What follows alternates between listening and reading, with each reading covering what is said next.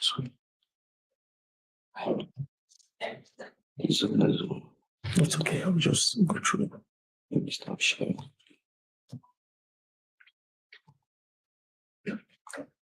This one.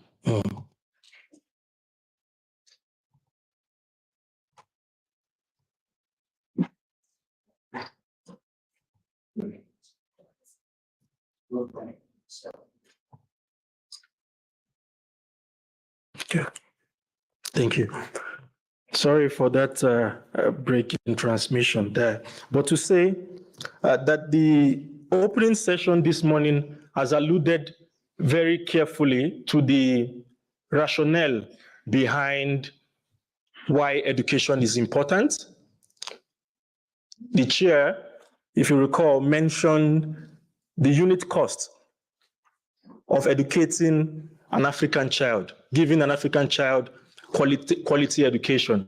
It is in the range of 2,000 USD. Not many of our country could afford, if you benchmark it with the GDP, not many of our country could really afford that quality education to an African child. And that's why it is important to itemize some of our rules and why we think we can be of assistance.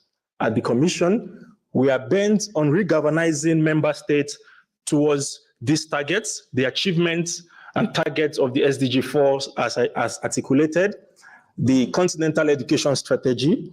We are also bent on mobilizing government and partners to rethink education models and skills development in Africa. We are also keen on implementing the declaration from the STC ESTI 4, the Specialized Technical Committee fourth meeting, the UN Transforming Education Summit, as well as the high-level side event on transforming education in Africa. More importantly, I think it is important to emphasize the SDG 4 and the CESA 1624 target in all of this conversation. We've struggled at the Commission to advocate for the Continental Education Strategy. Many a times, we pay more emphasis on the global strategy, which is the Sustainable Development Goal. But it is important to mention here that for ourselves, we've developed a Continental Education Strategy and would encourage the utilization of such a strategy because it's our own.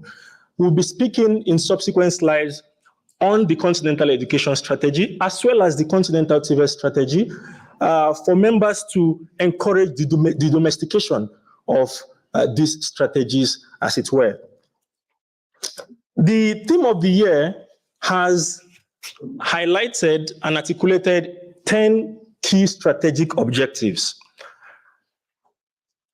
These strategic objectives, in our view, would help us move the needle in transforming education on the continent. The first one is the reformation of the teaching profession on the continent. A significant focus of the agenda is the reformation of the teaching profession. This will be advanced through the organization of Continental Conference. As a matter of fact, we are already having those conferences. Just last month in Lusaka, a Continental Conference on the teaching profession was held in collaboration with UNESCO ICBA, where a proposal for a continental framework for mobility of teachers on the continent was presented. But of course, these are some of the protocols or frameworks we think are important in reforming the teaching profession on the continent. We are going through the relevant AUC policy organs to have those frameworks tabled in the next meeting of the PRCs and the Executive Council for deliberation. We have also developed within the conversation on the theme of the year an AU strategy on mental health and psychological support for teachers in Africa, which we think will play a pivotal role in ensuring that our educators are well supported and equipped to deliver quality education. Another very key objective that we hope to achieve within the framework of the theme of the year is is investment in STEM education and foundational learning. Honorable members, you would agree with me on the importance of STEM, science, technology, engineering, and mathematics education. This cannot be overemphasized. The AUC has launched the Spotlight Report on foundational learning, emphasizing the critical role of early childhood education. Regional conferences are planned, especially with ADIA and UNESCO, to address some of these remote and fundamental aspects of education, ensuring a solid foundation for our children's future learning and development. The third key objective is the strengthening of capacity to teach African history. It is essential that our education systems reflect Africa's rich cultural heritage. And our commissioner, Professor Mohamed Beloussine, those who know him would attest to the fact that he is one who takes pride in Africa's history. Just last month, we also launched a symposium on teaching African history, where we had the likes of Professor Moyo. We had the likes of professors from the University of Johannesburg here, speaking to the theme on the pedagogical aspects as well as the value proposition for teaching African history as part of curriculums in African member states. We at the commissioners have realized that we need to place strong emphasis on teaching African history at all levels. This will be supported through educational initiatives like the symposium that I mentioned earlier. Throughout the course of the year, there is one planned for September, ensuring that our youth are well informed and proud of their history. The fourth item, with regards to the theme of the year, the objectives of the theme of the year, is implementation of technical vocational education and training and higher education strategies. In 2015, the AUC developed, in collaboration with its partners, the Pan-African Quality Assurance and Accreditation Framework. Till date, that framework has not been adopted. It is important to mention that the AU, especially with regards to higher education, is not bereft of frameworks and strategy, but implementation has always been the issue. With the Pan-African Quality Assurance and Accreditation Framework, the issue of transparency, mobility, mutual comparison, what have you, would be addressed easily if we could adopt that Pan-African Quality Assurance and Accreditation Framework. But with regards to the theme of the year, we thought it was important to bridge the gap between education and the labor market with regards to TVET. Knowing that it is crucial for sustainable development, we have focused on an initiative called Bridging Innovation and Learning in Technical Vocation and Training by launching the Better Education for Africa RISE project. This was launched in Nigeria just April this year with the Honorable Minister of Education launching in collaboration with the AU and UNESCO. This particular phase of the project is focused on West African countries with Ghana, Sierra Leone, Liberia, benefiting from the funding as provided by Korea with regards to this project, which focuses on innovation and learning in TVET. The initiative, in our view, will ensure that our TVET and higher education systems, in collaboration with the numerous frameworks that we have in the past developed that has not yet been adopted due to so many things that we might not be able to discuss here today if we open up that conversation, but to ensure that a responsive higher education system is put in place to meet the needs of our labor market, fostering innovation and practical skills amongst our youth. Your Excellencies, the promotion of digital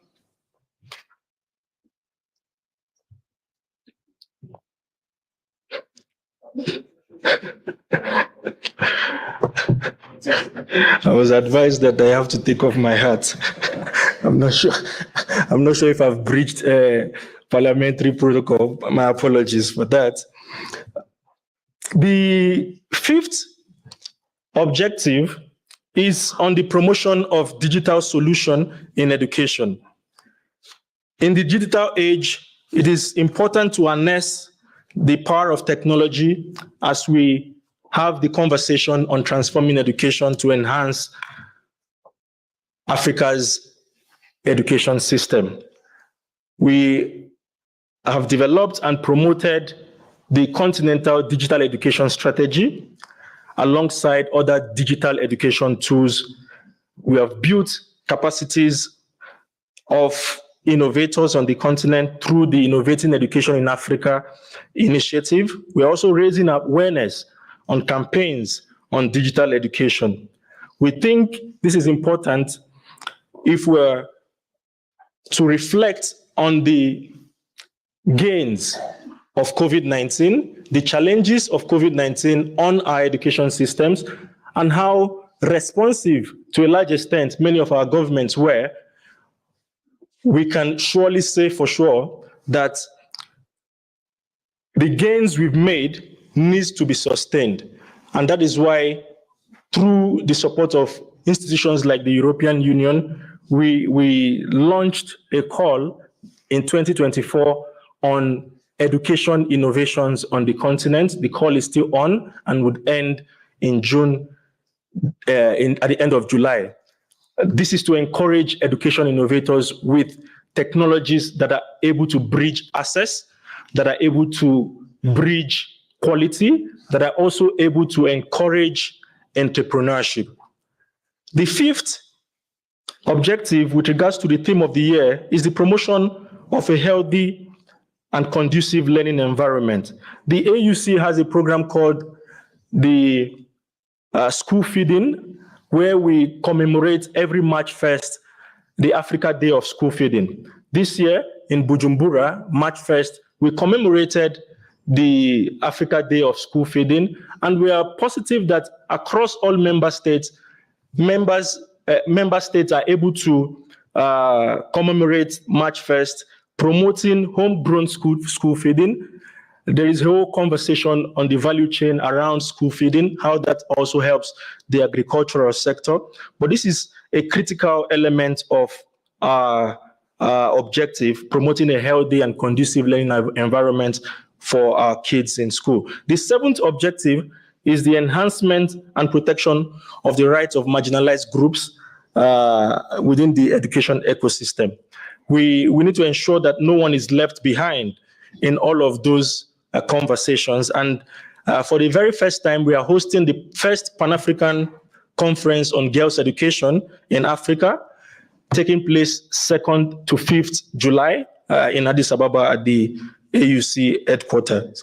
It is also important to note that the 43rd ordinary session of the African Committee on Experts and on the Rights and Welfare of Child and had focused, due to the theme of the year, on promoting the rights of marginalized people on the continent.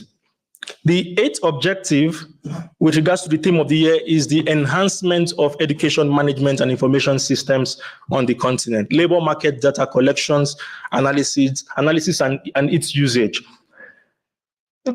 Through the African Union Institute of Pan-African Development, as well as the UNESCO Institute of Statistics, we are curating data from early childhood to higher education to better inform decision-making.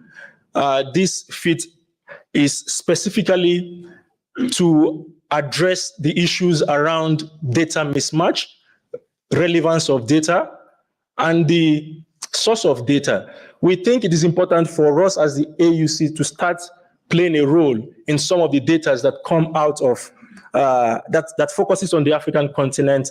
You'd recall that even the president of parliament had some issues when he was saying 9 out of 10 African child from the age 2 to 10 are unable to read or write, comprehend basic words of I mean, the question would be, in what language are you measuring, right? Would a child in Lagos, in Ogun State, Nigeria, who is able to articulate numerical skills, numeracy, and literacy in his mother language fall into that category? So those are some of the conversations we want to use this theme of the year to also address. The ninth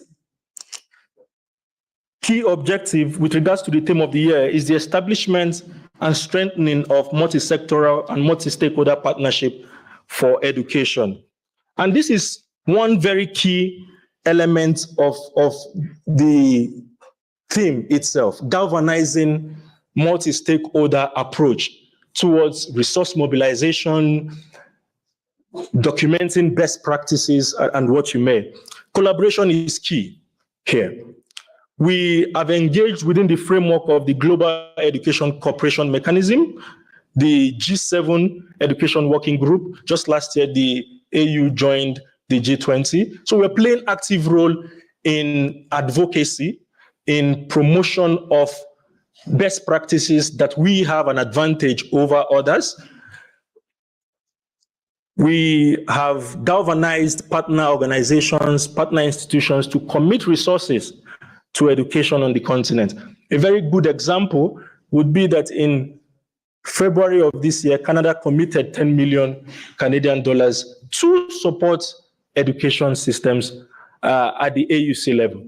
This is not to mention the other ones that are being committed on a bilateral, at bilateral level with member states directly, right?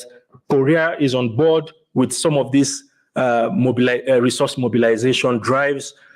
We have EU, Germany, all tuning in to the drive to transforming education on the continent. And this speaks to the 10th objective, which is also around resource mobilization for sustainable financing and investment in education. We've held a series of roundtable consultations with critical stakeholders, critical partners. We're also promoting domestic resource mobilization. Not many African countries are reaching the benchmark target of 1% of their GDP to education, science, and technology in terms of resource allocation. But those are the conversations that we hope to catalyze with the theme of the year. We understand that this is not a conversation that would start in January and end in December 31st, because with education, you cannot have such a time frame to bound it. You need to keep having this conversation. But we hope to use this year to move the needle, bringing and shining a spotlight to education on the continent. With regards to the spotlight activities that we have planned, we've categorized them into 7 or 8. The high-level policy dialogues, we had one in February with regards to the launch, where the heads of state and government launched the theme of the year. We are proposing technical symposiums.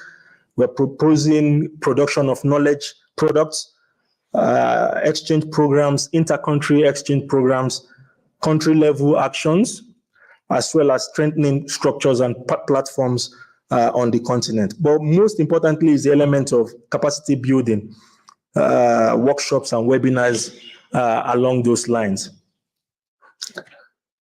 The expected results with regards to the theme of the year are 4 in number. 1, concrete, impactful actions in AU member states. To what extent have we moved resources from the haves to the have-not? To what extent have we helped to catalyze strategies, domestications of continental strategies in AU member states?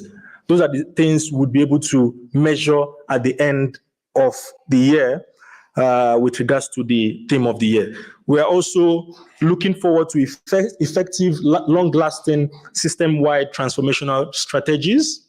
I mentioned a few that has been developed this year, and those that have been developed in the past but have not necessarily been followed through.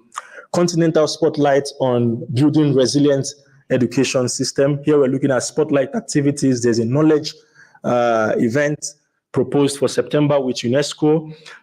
It's a global event at the sideline of the Summit of the Future in New York, there's a proposal to also beam a spotlight on the theme and the progresses we've achieved so far, addressing the constraint with regards to education financing on the continent. How do we use this August House to address the issue around 1% of the national GDP being allocated to education on the continent?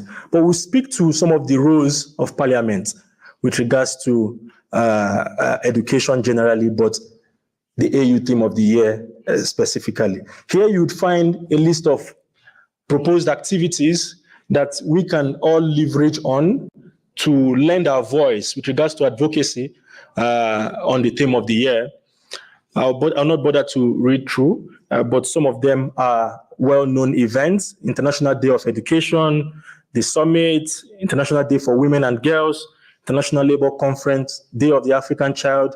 We commemorated that day at the Commission, focusing on educating the African child. The UN Summit of the Future, like I mentioned, World Teachers Day, International Day on Girl Child, the African Youth Day in November. So these are some of the events, some of the days we hope to,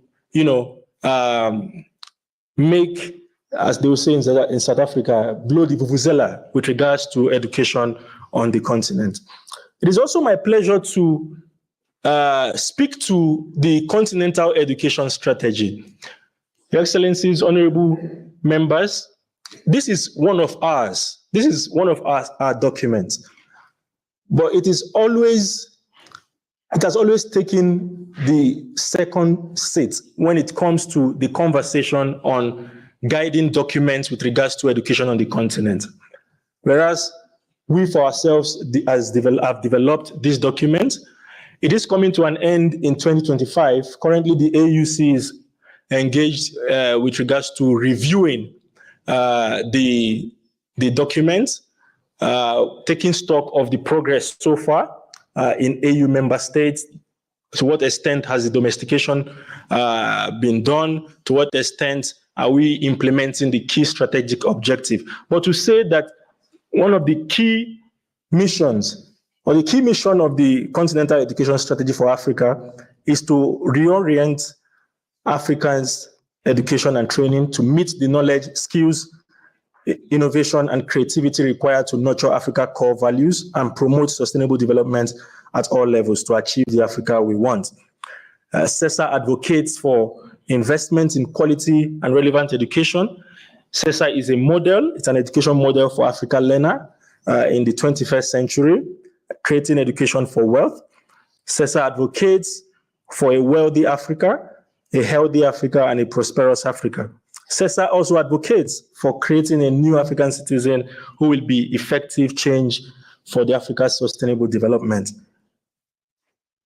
And these are the 12 strategic objectives of CESA: revitalizing the teaching profession, building infrastructures, harnessing capacity of ICT, ensuring acquisition of required knowledge and skills, accelerating processes leading to gender parity and equality, amongst others, expanding TVET at all levels, promoting peace education and conflict prevention, improving management of education systems. CESA is guided very strongly by a cluster mechanism that focuses on these key strategic objectives. The thematic clusters established to address other 11 objectives of CESA such that it maintains a high-level institutional engagement with critical stakeholders on the continent, including on the policy side and practice side. You might ask, what is the place of member states with regards to the Continental Education Strategy for Africa? Ownership. Ownership is one key element. Ownership of the vision of that strategy, because it's an AU strategy. Member states being chief implementers of the strategy, but also promoting accountability and alignment of initiatives of partner institutions or partner initiatives, promoting multicultural coordination, as well as promoting innovative resource mobilization, if properly domesticated. The roles of the RECs, the Regional Economic Community, when it comes to CESA. We promote alignment of regional frameworks with CESA. We also encourage regional thematics, networking to share experience and complementarity. We've seen good example in SADC, we've seen good example in ECOWAS. How do we scale that up to the other 6? Provide support to member states to monitor and report on implementation of CESA. So these are some of the roles of the regs with regards to CESA. The partners also have their roles to play when it comes to CESA, align support programs with CESA at the continental level, regional level, and national level, but also being accountable, supporting capacity building and mutual learning amongst member states, supporting innovation, understanding the roles of member states and the roles of the regs, as well as the role of AUC to avoid duplication of efforts. This is also another strategy that is guiding our work at the AUC with regards to education, the Continental TVET strategy. The Continental TVET strategy has 9 focus areas within the decade plan of action on TVET. Strengthening LMIS, skills forecasting, anticipation systems, quality of employment services, and career guidance within the TVET ecosystem is one of the key focus areas. Improving quality and relevance of TVET programs in Africa for ever-changing world of work. TVET has always battled with the issue of relevance and its place in national education systems. Over time, we've realized that if systems are to change, if economies are to develop, we better start paying attention to TVET. Enhancing equitable access of TVET for all is also part of the focus area, but also promoting digital green and blue skills in Africa TVET systems. Fostering innovation and entrepreneurship in Africa, strengthening governance, leadership, and management capacity at all levels within the TVET ecosystem. Image building. Remember I mentioned reputation has always been an issue. Oh, it's the not do wells that go into TVET. That's a wrong idea. That's a wrong image. TVET has the capacity to transform economies. Advocacy and social mobilization for TVET is also some of the critical elements within this focus area. But also ensuring sustainable TVET financing mechanism, monitoring and evaluation of TVET systems on the continent are all of what makes up the 9 focus area for the decade plan of action on TVET. With regards to the expected outcome on the decade plan of action, we hope to reorient the African TVET systems to address mismatch between education and training, as well as labor market needs through high quality learning experience, coherent policies at regional and national level, significantly raising TVET achievements in terms of equitable access, relevance, quality, and efficiencies, while addressing the current youth underemployment, contributing to social economic growth. Significantly, enhancing attractiveness and esteem of TVET as a pathway for skills development, employability, and economic development. And lastly, with regards to the outcomes of the decade plan of action on TVET, is to implement an outcome-based national TVET systems by fully involving the productive sectors, starting from need articulation to certification. If properly domesticated, the TVET strategy could lead to these critical outcomes, which you'd all agree have the potential to address socioeconomic growth. I mentioned earlier that we are currently in the process of reviewing the Continental Education Strategy for Africa, as well as the TVET Strategy for Africa. And the expectation for this review is a framework that is effective and has engaged member states to come up with a document that they can all be proud of. CESA is coming to an end next year.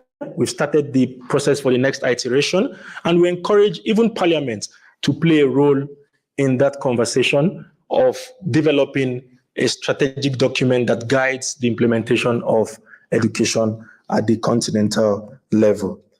Your question is, what could the parliamentarian do with regards to, first, the theme of the year, but also the implementation of this strategic document? Chief among them is the role of advocacy. We must come together to advocate for education as a tool for literally all components of development. Member states must, as a matter of urgency, raise their national education, science, and technology budget to 1% of the GDP as per global standards. We must identify a coordination mechanism between Parliament and the ESTI department to exchange on ESTI programs and advocacy actions. We could co-organize strategic activities on the role of Parliament in supporting ESTI as a tool of development. Could also inspire from other continents and countries on the continent on how Parliament could play a key role for promoting education. There are best practices on the continent.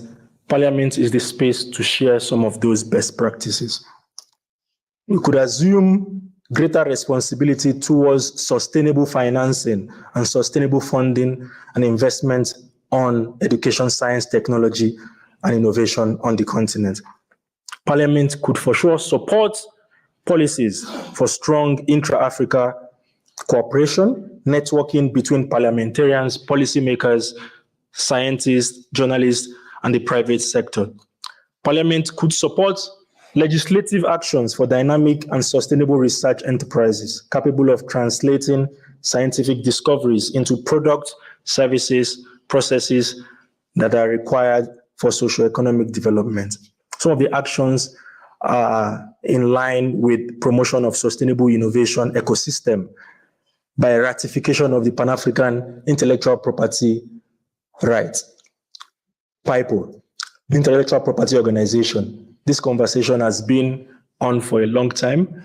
Perhaps Parliament could play a role in catalyzing that organization. Support for STEM education.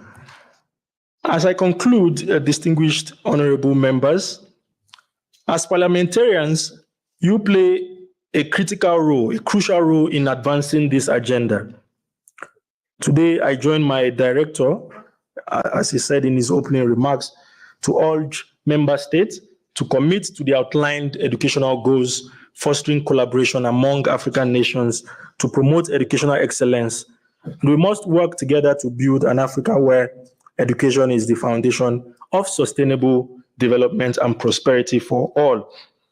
I thank you so much for listening. We are happy to take comments, questions, if the chair permits. Thank you.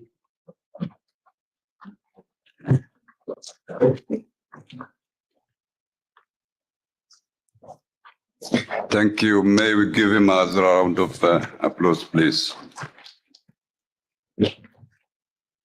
We will have a debate or panel discussions that will be handled by my colleague.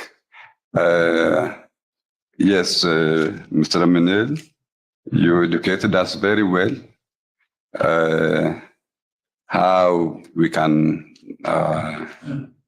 use education for betterment of Africa, betterment of our children, our life. But also, I would like to challenge you.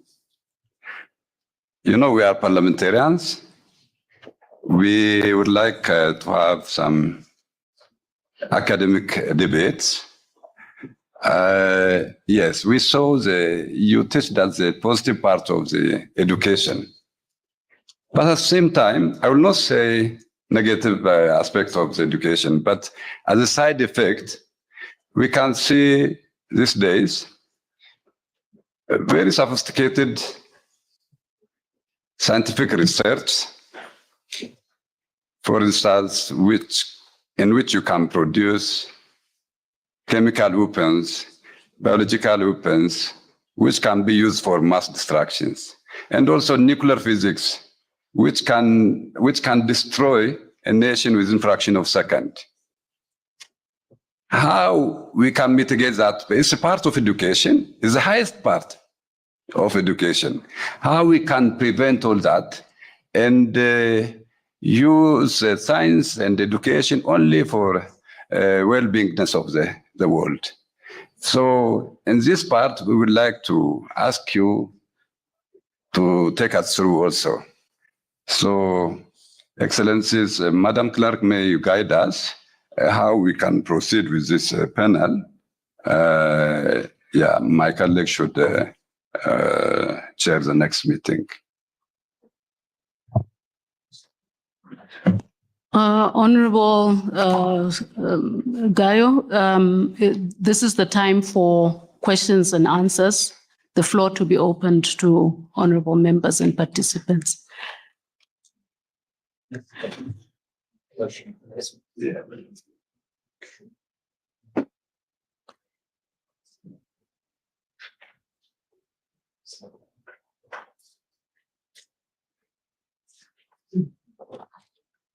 I saw the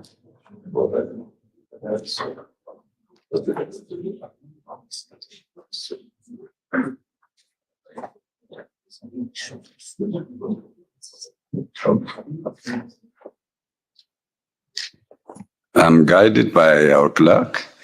Yeah, I saw the time. We are running out of time, but still we need to have questions and answers session. Honorable members, you can take floor and you can contribute.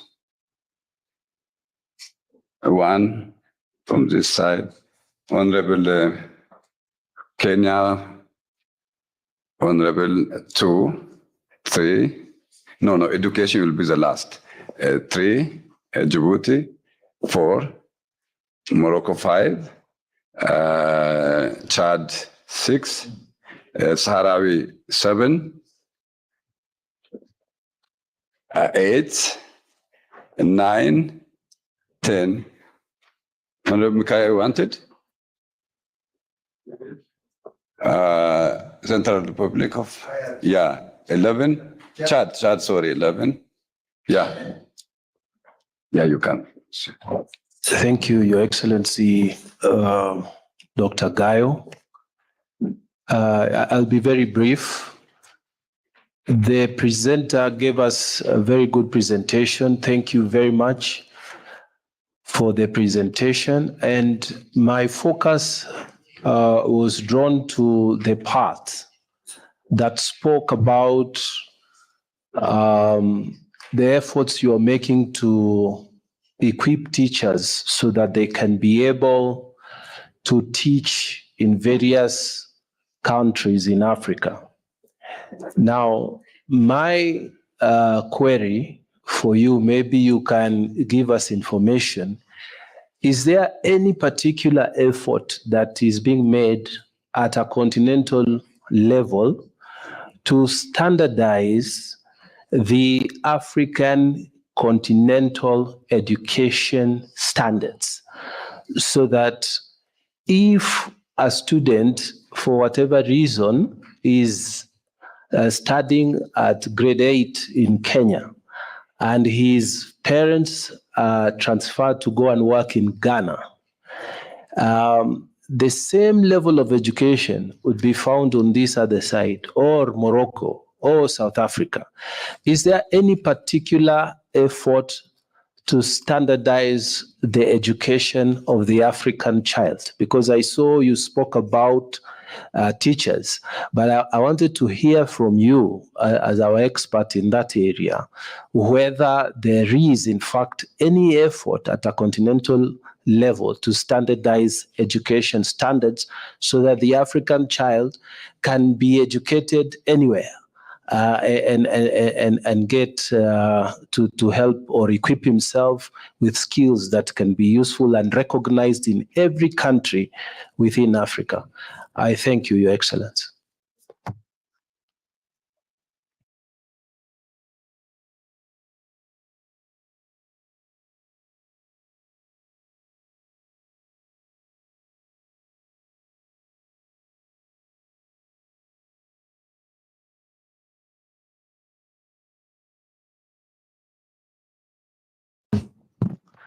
Thank you, Honorable Vice President. And I think I'll talk standing. I'm used to standing in Parliament. Thank you for the wonderful presentation from Mr. Okonko. Well, when I looked at the 10 strategic objectives, I was particularly drawn to the issue of STEM education, which can never be overemphasized. You mentioned the issue of early childhood education when it comes to STEM.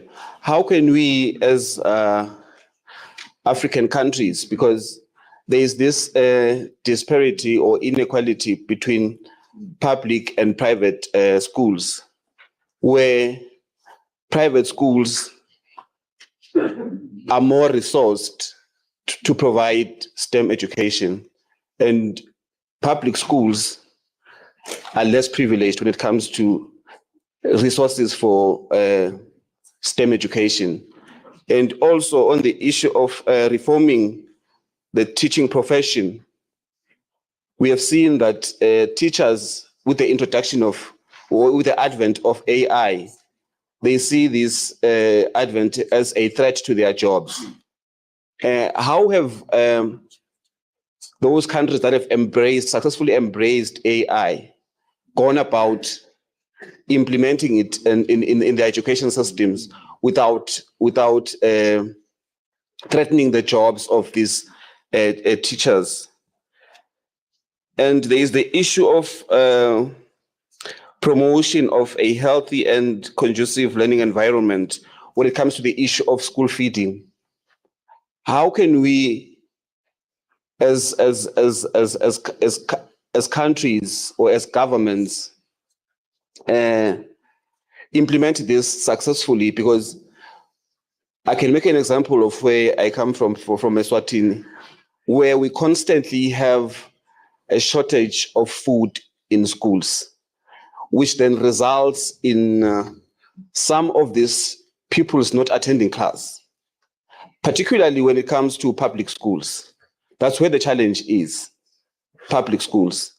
Yet we do have a budget that is sufficient enough to cater for that. But when it comes to the actual allocation, it doesn't suffice. Honorable Vice President, there's then the issue of, sorry, just a moment, of a sharing of resources in terms of sustainable financing and domestic resource when it comes to the issue of education. Like I said, there's this disparity between public and private schools, where, because we introduced free education for primary schools, and then you find that the quality of the education has been compromised. And then you find parents, those that can afford, moving their children from public to private schools, and they then refuse to share resources with the public schools because they say, you are the ones who advocated for free primary education. So government should finance that and ensure that there is quality in that education. Yet we have seen that free primary education has actually compromised quality education. So how can we move about as governments to ensure that the public and private schools do share resources? Thank you, Honorable President. Number 3.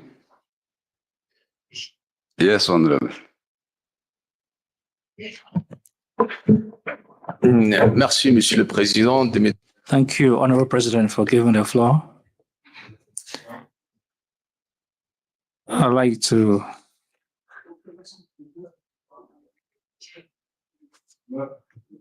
order. Yes. Order. Rule 42.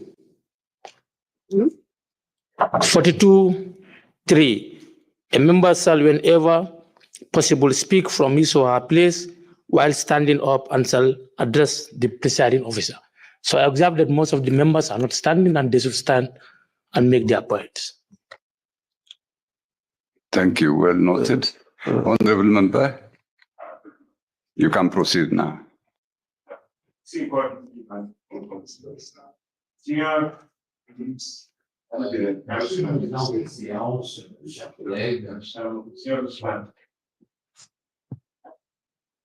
Ok, Monsieur le Président de la séance. Honorable President and Chairperson of the session, thank you for giving the floor.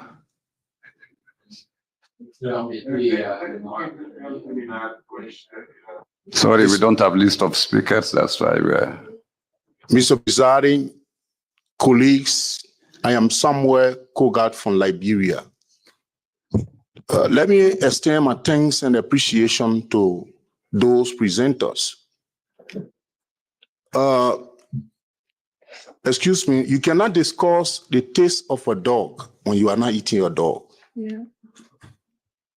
With all of what have been read and said, as Africans, we need to do comparative analysis in our thoughts.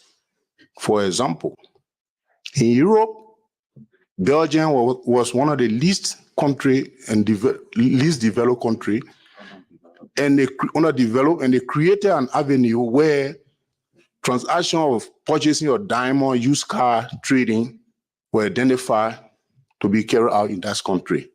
And eventually today, Brussels have become one of the shining countries and shining states or city in Europe. In Africa, in order for us to achieve our desired goal with respect to educating our youth, we need to first of all forget about ethnocentrism. One of the focuses that are affecting our society in Africa is every country feels that their culture is more important than the others. So as a consequence, you will always see that what you want to achieve in group cannot easily be achieved. Can we identify from an analytical perspective our expert to identify one of the African countries that could be considered as one of the least educated countries? And AU focus on that particular country as a model to invest and also have a protocol that will be domesticated by all African states, that this country has been identified as a state that AU decided to build a university in particular for all Africans. And the process by which one can be internalized will be regulated. But that we will be starting on a good footing. But if we continue to say we want to improve the educational sector in Africa, where we are now identified a particular country as a case study, I think we will find it difficult, and we will be fighting. Every country want to claim the glory, and as a consequence, we may not achieve what we want to achieve. Thank you very much. Thank you, Honorable Hussein.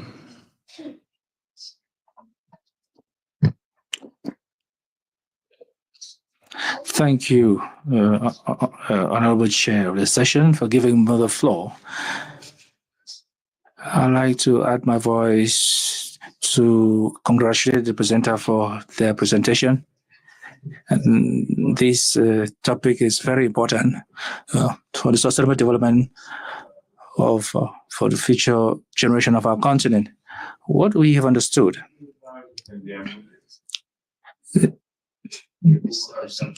is that each student of the continent has the right to receive high quality education. This inclusive education is key to ensure that each student can go to school and receive high quality education with other students. I remember that There's 7 SDGs that have been adopted to tackle the major inequalities in the world by 2030. Inclusive education that is of high quality is one of those key objectives. However, inclusive education is also limiting because there are diverse challenges among students. They need a lot of resources, political recognition. And our current context in Africa, it does not exist. My question is as follows.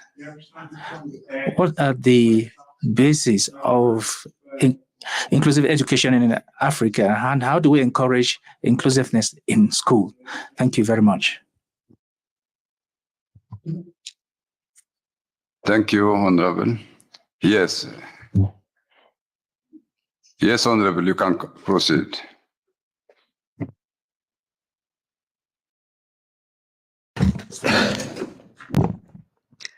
Thank you, Honorable Vice. My name is Senator Stuki Mota. I am from the Kingdom of Eswatini.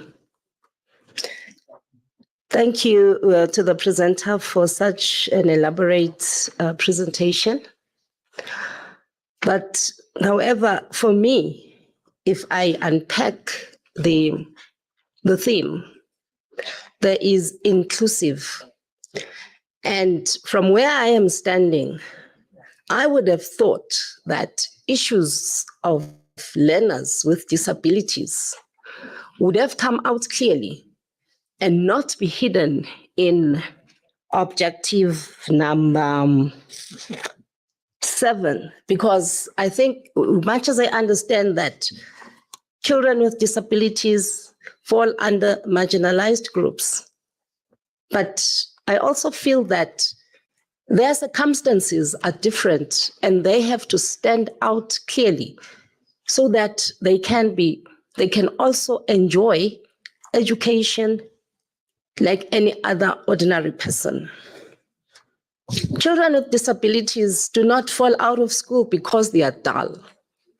It is because there are no policies or laws that will strictly speak to them and as to how they should be treated and as to how they should be accommodated even in school. The presenter here spoke of days that will be commemorated, but nothing was said about December 3, which was designated for persons with disabilities. 13th of June, which was also designated for persons with albinism, and all the other days that have been designated for children with disabilities. To me, it comes out as if disability issues are just a by the way. They are not considered or taken seriously. And for as long as we are saying or we are leaving them out, then we should forget about speaking of inclusive education. And I am also worried as to if in the curricula of reforming teachers' education, have those issues been spelled out? Because clearly a person who is visually impaired will need to be treated differently from a person who is physically disabled and from a person who has albinism, because their needs and their wants are different. So I would urge that issues of persons with disabilities should always stand out so that they do not feel that they are just a by the way issue. I thank you.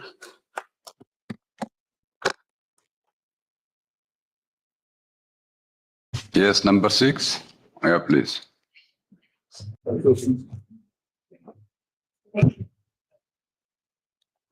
Thank you, Mr. President.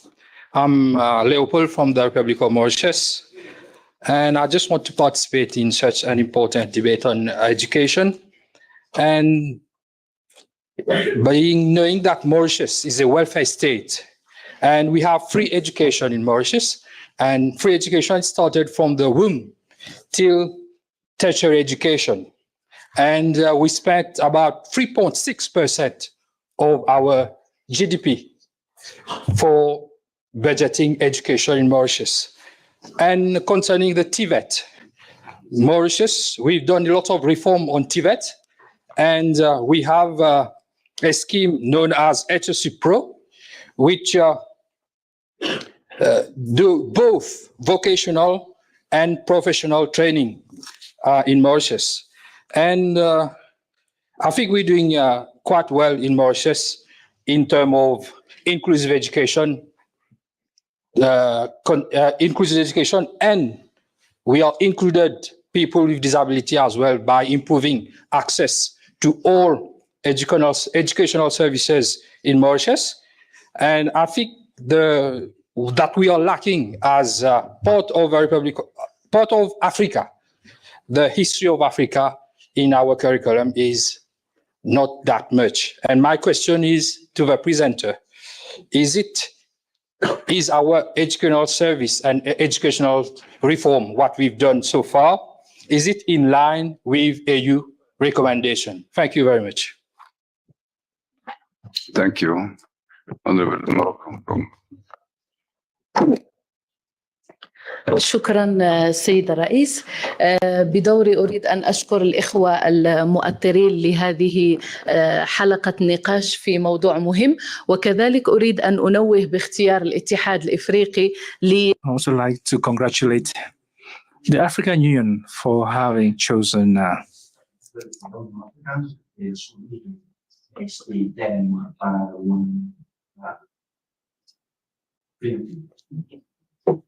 شكرا سيد الرئيس. Thank you, Mr. Chair. Thank you for all the input, all the presenters, for their presentations. I would like to thank the African Union in turn for having chosen this very important theme, the theme of education, because without education, we can't tackle the issues on the African continent. Education is the gateway to the training of individuals and socioeconomic training of the society, and to raise awareness among the society. It's not really a question as such. I simply like to add some complementary information, some ideas that you probably covered in your presentation. Among the major causes of the deterioration education on the African continent is that we lack infrastructure in education. We have teachers who are quite good, but there are not enough of them. So all these would cause deterioration of education on our continent. That is why we need to think about solutions that are practical. And among the things that have to be taken into account to improve the quality of education, we have to enable the society altogether to contribute, international organizations as well. We have to increase funding in the education sector. We have to develop curricula so that we tailor them to the needs of the society. That is why we thought about an education that could be compatible to the specificities of Africa, and that will meet the needs of the 21st century in general. And to conclude, we as MPs, we need to play our role in our respective parliaments to improve the quality of education in Africa through developing laws and policies that can encourage inclusive and high-quality education. And we also need to develop infrastructure and the humanity in Africa in general. Thank you very much. Thank you, Honorable President, for giving me the opportunity to speak about education. I am Honorable Amina Ali Idris, Deputy Chairperson of Permanent Committee on Transport, Industry, Communication, Energy, Science and Technology. I am from Chad. Thank you, our experts, for their clear presentation. I would like to talk about women and girl education issue in Africa in general. Many targets have been set in Agenda 2063. However, the issue of women education is still getting worse because of poor and traditional in some countries in Africa. The main challenges that we are facing is changing the mentality of our parents, and the member of the state should ensure the girl education, the free girl education, 100%. In my country, in Chad, in public school, the girl education is free, but not 100%. There are some fees which some very poor parents cannot pay it, and they continue, unfortunately, to keep girls at home. I would like to know, our dear experts, what have you done in this special case in commission, in education commission, in AU commission? Thank you so much. Thank you. Yes, Sarah.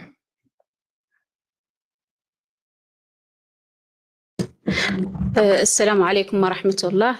شكرا نائب الرئيس. Hi, thank you very much, Mr. President, Mr. Chairperson, Mr. Gayo, and all those who have spoken before, and those who have listened to. In fact, I have a question to ask, and this question really is addressed to the African Union, and it's the following one. What are the efforts that are made at the level of the African Union, and what are the mechanisms that are put in place at the level of the African Union to enable the African people to have access to education, especially in conflict zones? In Africa, in fact, most of the African people in these conflict areas confronted with the forced movement of young people, especially to really assert themselves and for survival. And there are also efforts to destroy these populations, to destroy their identity as well. And for all these populations that are suffering, those who are internally displaced or those who are pushed out of their countries, for example, the Moroccan occupation of the Western Sahara, which means that there's an entire population that is suffering from these exactions, and which does not allow the people of the Western Sahara to have adequate access to education. And so what are the efforts made at the level of the African Union to support the people, especially in the conflict areas? And since we are talking about education, obviously, certainly, you know, at the African Union level that you've prepared many reports that have been focus on the Western Sahara, and which is doing enough efforts to really assert its role. The Sahrawi Republic has done a lot to ensure access to education, and since we are talking about education, and since we have made a lot of efforts in this area, I just wanted to really also tell you that since the revolution of the Sahrawi Republic, and since we have identified education as a national priority, we have invested a lot of effort to develop our academic system so that it should be as strong as possible. And this has been taking place for over 5 decades, and we continue to do that. We have laws in place that really aimed at strengthening even further our education system in a very difficult context. And so we continue to make efforts to ensure that there are more schools, and we have achieved a lot, very positive things, especially for the girl child, who 80% of them now integrated into the schools. And that is really important. And despite all this progress, we are still confronted with a number of challenges that we try to overcome. And certainly we have the status, the context, which is really one of occupation, and which really continues to give us a lot of problems. But we try to continue to support all teachers. And obviously, as a population that is already suffering a lot, we have to praise all these organizations that have helped us to develop our academic system. We want to thank Algeria, Libya, and other countries that have helped us in this regard. Obviously, UNICEF and other organizations. I thank you. Next speaker from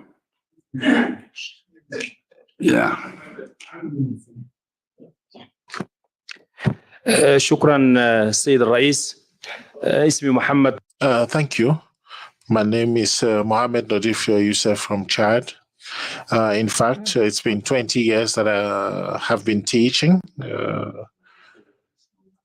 And I wanted to talk about the reforms of the education system. Unfortunately, I studied in Africa, Asia, and Europe, but unfortunately, the teacher is not valued on our continent. A teacher is not well paid. It's not even respected by his own learners and students. How can we develop and promote education without improving the status of the teacher? I think we really need to start by looking at how much teachers are paid, and that is a very important aspect. So how can we even improve the education system if the teacher himself is not respected? It is not really a magic wand in our continent. So really, civil society, government, everybody who is involved in this aspect really has to be involved. It's not just a role that has to fall on government's shoulders. I insist on the fact that the government has to support the education system, but certainly there's also monitoring and evaluation of education. Otherwise, it's not going to progress.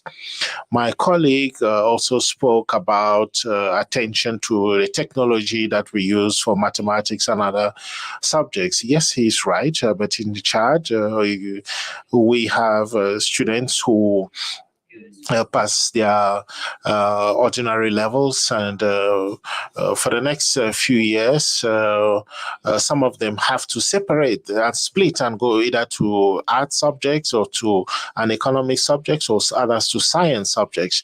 But yes, certainly we need to also pay attention to those who do the arts and social studies, because development cannot happen if we do not have experts in social sciences, because those are also very, very important. Yes, it's important to do to study medicine, but we need to also study social sciences as well. Thank you. Thank you.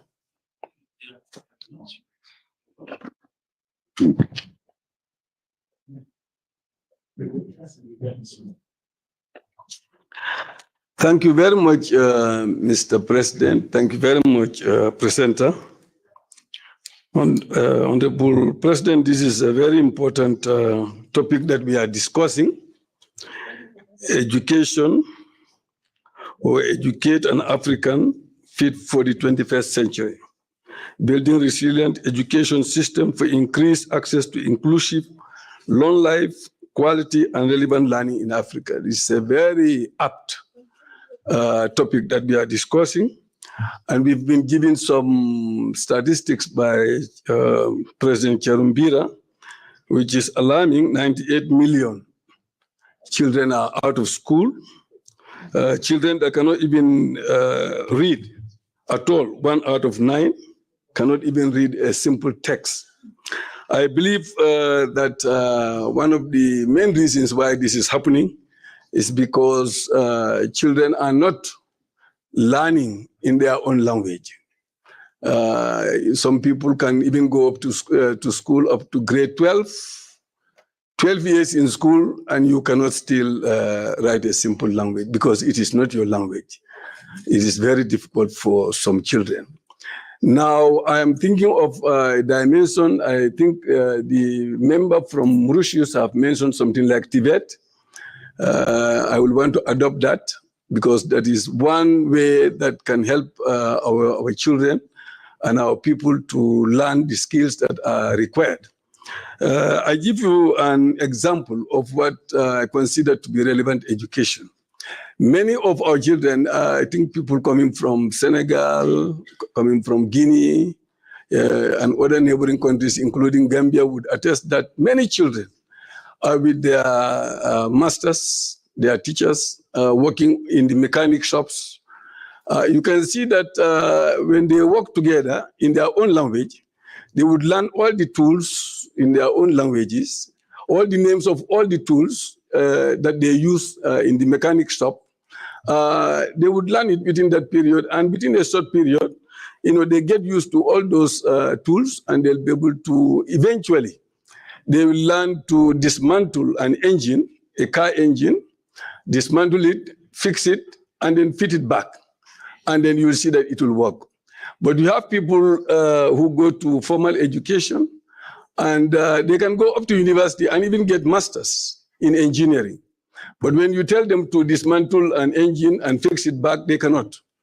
But if you tell them how do you do it, they'll be able to read in English and tell you how to do it. But if you ask them to do it physically, they cannot. So this is the type of education that we are going through, because it is difficult for them to understand English. And we are now talking about science.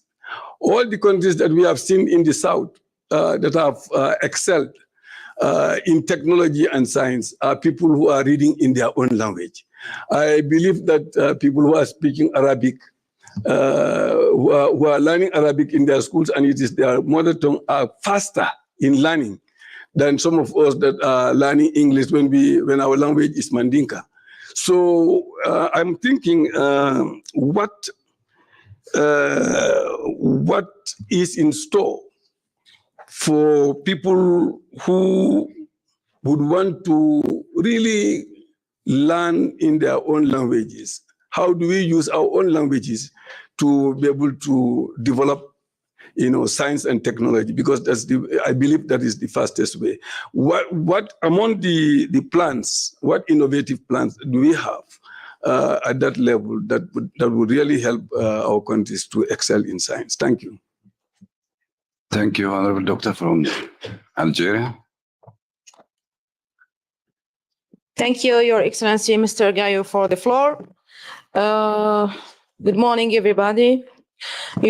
يشرفني أن أشارك في هذا النقاش الثري حول بناء أنظمة تعليمية مرنة لزيادة الوصول. In fact, we have to ensure that the education system is inclusive and of quality throughout Africa. We know very well that we parliamentarians in Africa, we belong to this African body, and our role here is to ensure that all African people can contribute to the development and economic inclusion. And so it is time to achieve this goal, and that cannot happen without education. That cannot happen without integrating all the regions of the continent. That cannot happen without the fight against poverty. We have a great leap forward to make to ensure that education is resilient. That cannot be possible either without peace and security. Unfortunately, Africans still suffer from a political crisis in their their countries. And as an Algeria, which is an African country, certainly has been investing a lot of money in education and has very ambitious strategies. And so the question that I'm asking the African Union is as follows: why not leverage the experience of African countries to resolve the education challenges that exist in Africa? That is the question that I'm addressing to the African Union. And I also would like to find out, why not put in place strategic plans to reform the education systems in Africa to fight against illiteracy, poverty, and also to fill the gaps. Thank you. Thank you, Honorable. From Chad.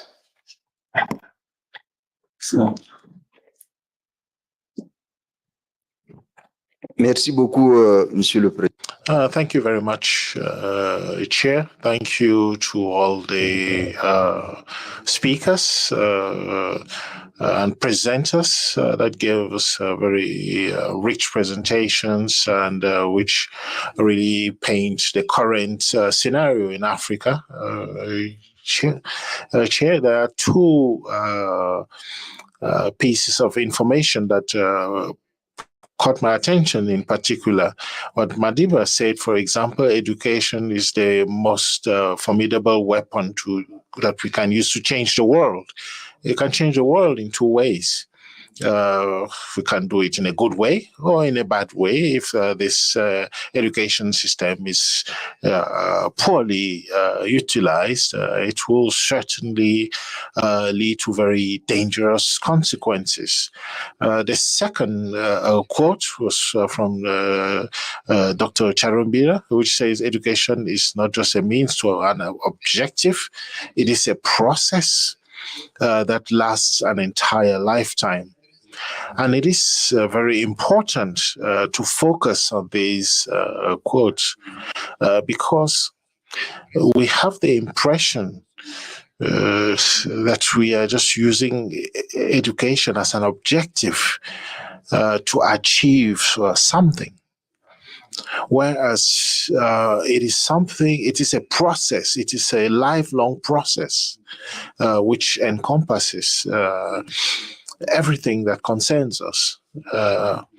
Mr. President, the African that we want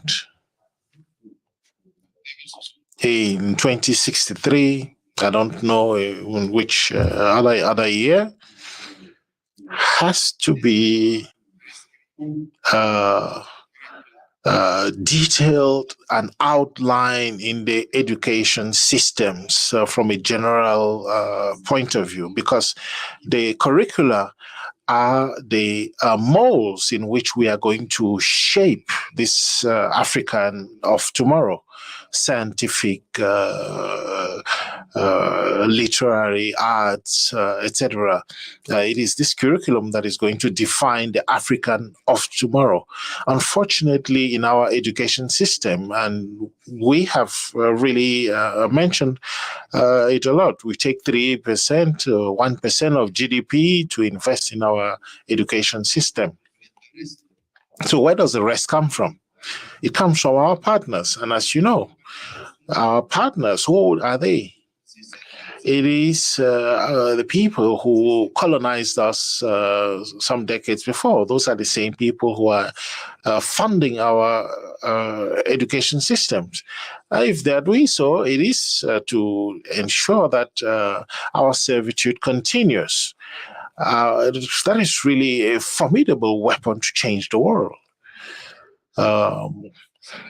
And so it reminds me, Mr. President, of the 2000s when our President Marshal Deby, who said something here which shocked us, but which also educated us. He said that the Arabophone section of the continent is more nationalist than the Francophones. so the Arabophone sector, the sector of the continent really learned really by practicing and experiences, whereas in the Francophone sector, they were supervised and coached actively in the French system. And so today, the question that we ask is, these different types of education, has it really prepared us to love our continent? So we have the psychometric studies that are put in place, but really in terms of the connections that we have with our continent does not really exist. The scientists that we create training, is it to go to the moon? Is it to go to create and build nuclear bombs and so on? And those are the kind of learnings that we are promoting. People who work for their own personal interests and not necessarily for the development of the continent. Whose interests are they serving? Those who funded the academic systems in which they were trained, or for their national interests. And so if we do not pay attention, we are going to be the losers. One Africa, one voice. If we have to train people in this mold, that is the kind of curriculum that we need to pay attention to, because the curriculum really is the mold that is going to shape the civil servants, the politicians, the financiers of tomorrow, and so on. That is going to create the kind of people, human resources that can move their country and the world forward. Unfortunately, we always focus our interests and our thoughts on what people, on personal interests. We say that illiterates are people who cannot read and write, who cannot use IT and so on.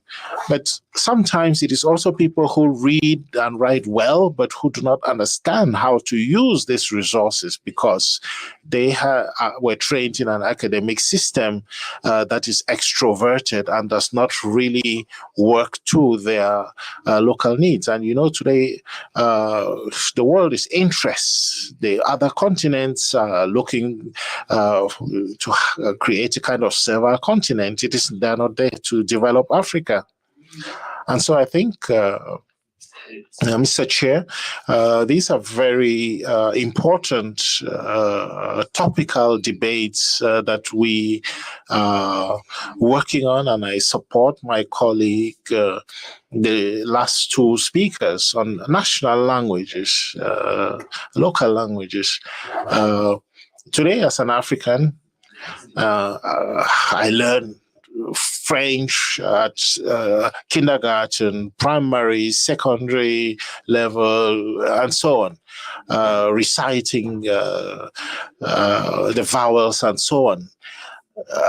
Why is it that the Arabic legal system is much more advanced? The reason is because most of the students in that area learn in their mother tongue from kindergarten, and they get quality education and progress really quickly. I'm not going to monopolize the floor. Thank you very much. But when we talk about education, really, it's something that is very passionate, and thank you. Members, I can see many hands. And I know you need to deliberate, you need to contribute, but also we need to manage the time. But also it's in our best interest because we need to cover all the items in the agenda. So, Excellencies, with your permission, may I give to our presenter floor to make some reflections. Thank you, Honorable Chair. First to say that it is quite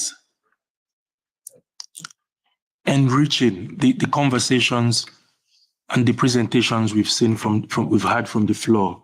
It shows the level of commitment from members of parliament to the general conversation on education on the continent. And we do not take that lightly at the Commission.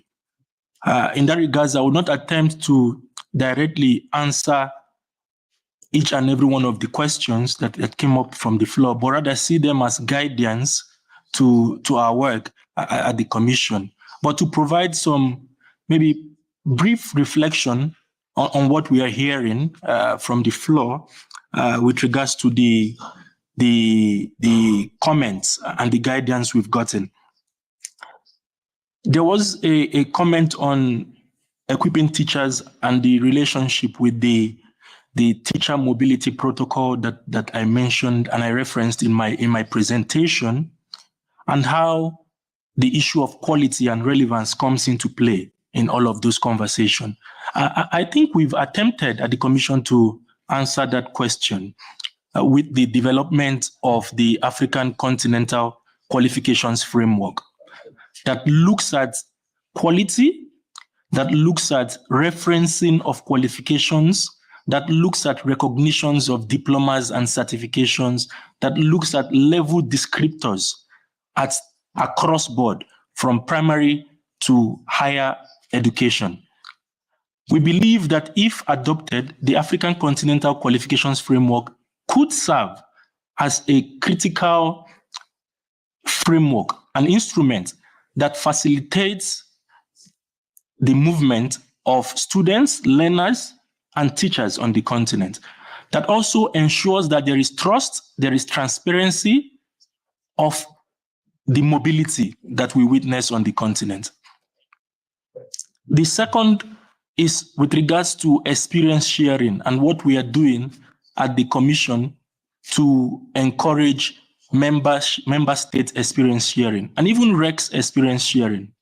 I had referenced this also in my presentation to say that for us as the Department of Education, we are mandated and obligated to meet twice with the Ministers of Education through the Specialized Technical Committee, where once every year, but twice every 2 years, or as the demand arises. We are mandated to meet with the ministers for them to share experience. There is one of those experience sharing sessions planned for November 4th to 8th, virtually, where the Ministers of Education would also report progress with regards to the implementation of the African Union Theme of the Year 2024. But also, in the conversation of the review of the Continental TVET strategy and the Continental Education strategy, we are carrying along all member states in the conversation. We've deployed relevant questionnaires. We've invited member states to participate in knowledge sharing exchange with regards to what is working when it comes to the Continental Education strategy and what we can do better going forward, and to inform the next iteration of the Continental Education strategy. All of those platforms, all of those frameworks are frameworks that encourages knowledge sharing. We see and we gain a lot from Ministers of Education who take the floor to present what they are doing. And our role as the AUC is to shine spotlights to those best practices. With regards to the conversation on school feeding and how member states can successfully implement school feeding, I think this is one initiative that we are also getting right on the continent. Although we need to do more in terms of monitoring of the resources that are allocated for this particular item. But to say for sure that countries are doing far better than many, countries are doing far better than many of their counterparts outside of the continent. In Africa, we see and we see good examples from countries who allocate significant amounts to school feeding, not just school feeding, but homegrown school feeding, where there is a value addition to the agricultural sector, especially small and medium scale enterprises within the ecosystem. At the AU level, and this is to address the issue on encouraging teacher that we had from the floor and the remuneration. The AU has what it calls the AU Teachers Prize. Every year, the African Union gives to at least 10 teachers on the continent a cash prize of 10,000 USD. We've done this successfully for the last 5 years. And this is one initiative that I think would need more support on, because like the honorable member who asked the question said, teachers can never be overcompensated. And this is our only way that we encourage the teachers on the continent. We write to member states to nominate these teachers, and we bring them to Addis Ababa to celebrate with them every year on the occasion of the World Teachers Day. And this year is no exception. The call has been out, and we are waiting feedback from the various capitals with regards to their recommendations. But also, with regards to how we as the AUC is supporting the conversation of revitalizing the higher education space. The Pan-African University comes to mind.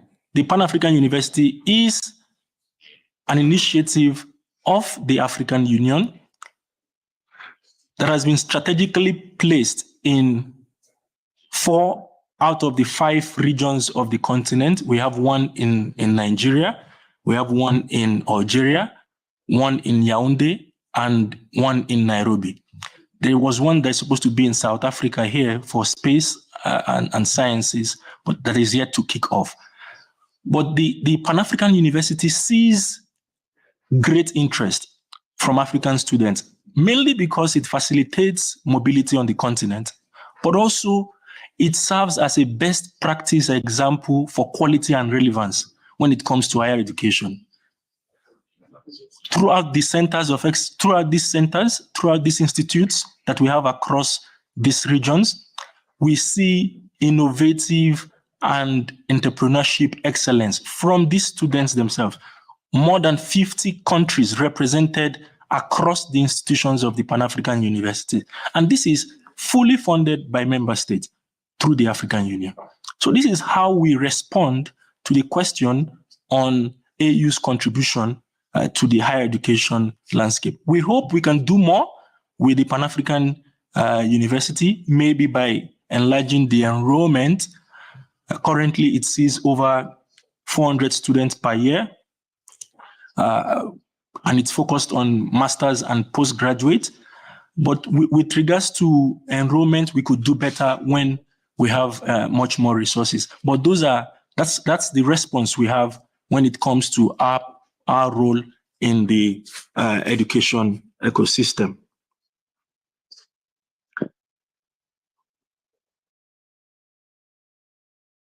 The honorable member also spoke about inclusive education in Africa and the role of, the place of children with disability.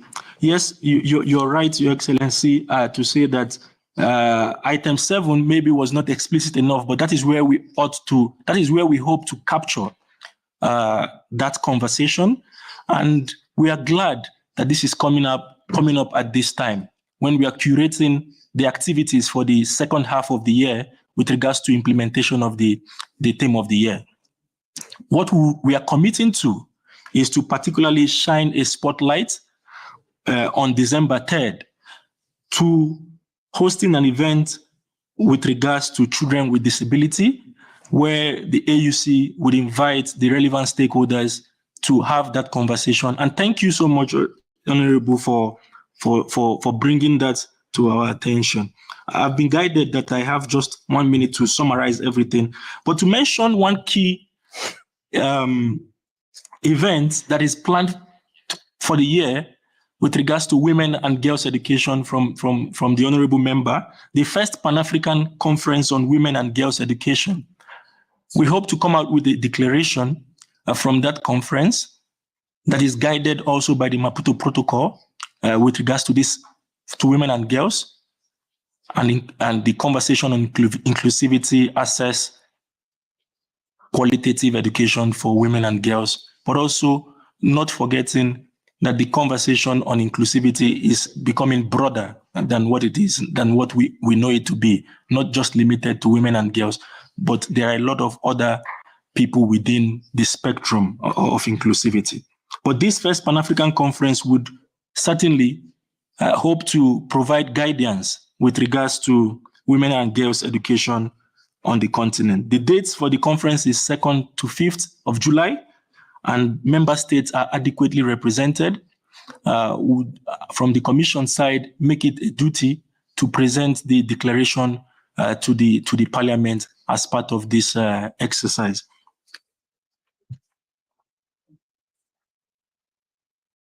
To summarize, I think it is important to state that the statement by the President of the Parliament is apt with regards to Parliament coming up with a declaration that we can take to the policy organs.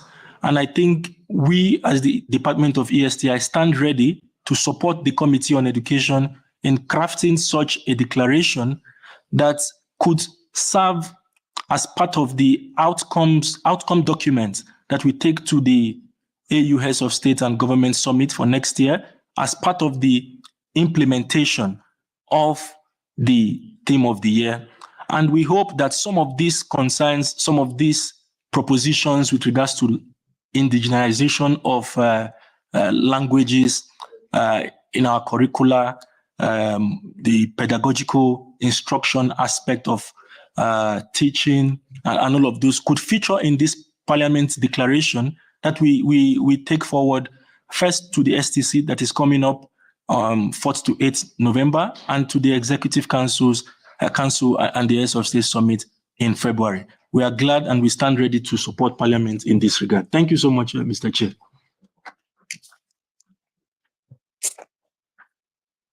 Honourable members, I think it would be honourable members. Yeah, we are running out of time, but it won't be appropriate and it will not sound good if we will not give floor to the chairperson of the committee. Honourable Kodio, you have the floor. At least to give vote of thanks to presenters and make your... Merci beaucoup, Monsieur le Vice-Président. Thank you very much, Mr. Vice President and Moderator. After this presentation, I should like to thank all honourable members of the Pan-African Parliament, and thanks also to the Clerk of Parliament and all the support staff.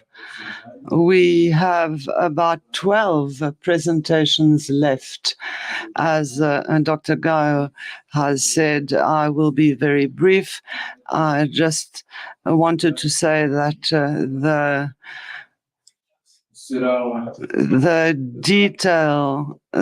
details that have been mentioned earlier in former presentations will be taken up again in further presentations later today, with the contribution of all parliamentarians.